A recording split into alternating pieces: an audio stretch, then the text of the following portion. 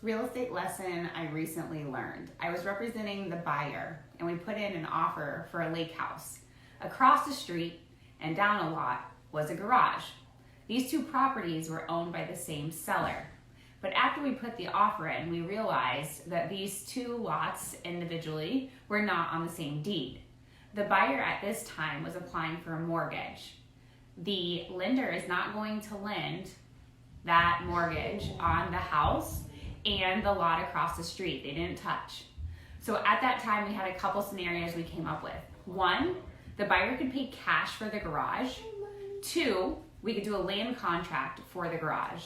Three, we could hope that the house appraised for enough money that it would offset what the garage was worth, so the buyer didn't have to come to the table with any cash.